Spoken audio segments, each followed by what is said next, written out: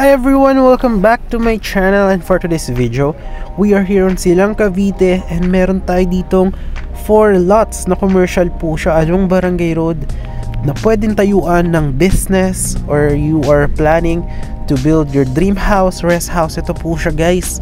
Ayan na po, meron pong 4 lots dyan and this property is ready for use na po siya. Ayan, ito po pinapakita ko yung aerial shot ng ating property. Ayan. So this is a gated property with amenities po siya, multi-purpose hall, parks and playground, and makita nyo po dyan, kompleto po yan with drainage. Meron na po siyang lines for water and electricity. So ayan po. And ayan na mismo guys, ang lapit niya lang sa Tagaytay and very near din siya sa Hacienda Mall. Ayan o, makikita nyo. And very near din po siya. Ito na yung property mismo o. Ayan o. Tapos ito na yung Aguinaldo Highway. Ayan o. Ayan. That's the Aguinaldo Highway. So from the highway is just around 2 minutes. To Hacienda Mall is just around 5 minutes. No? Sikat na mall po yan dito. And masarap po chumibog dyan and mag-shopping ng mga... Meron po dyang Nike, meron pong bilihan ng mga bag, fashion. And to Tagaytay Rotondo is just around 10 minutes. Meron din po dyan nakatabi na gasolinahan dyan sa Hacienda Mall, yung Shell po. Pwede kayo magkape dyan everyday, no? Ako po mahilig po ako magkape dyan.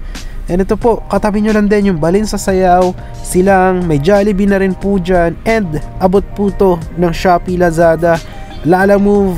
Yan, kung mahilig po kayong mag-order online. So, ito po yung Barangay Road going to the property. So, yan. Around 2 minutes lang siya from the highway, guys. Ito. And, maganda dito dahil along Barangay Road siya, dinadaanan siya ng mga car, ng mga taong nakasakay sa tricycle, ng mga naglalakad. So, if you are planning to build a business, is maganda rin pong tayuan ito. And, if you are planning to build a rest house or yung dream property mo, maganda itong lot na ito. Dahil, no required house design po tayo. So, pwede kayo magpagawa sa contractor nyo or dito po sa contractor ng developer.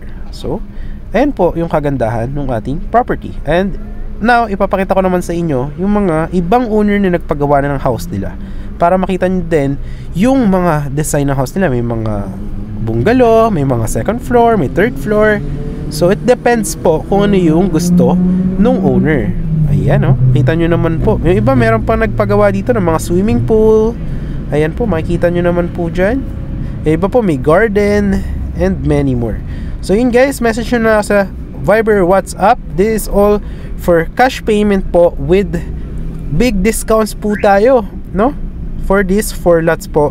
And pwede po siya i-transfer the title.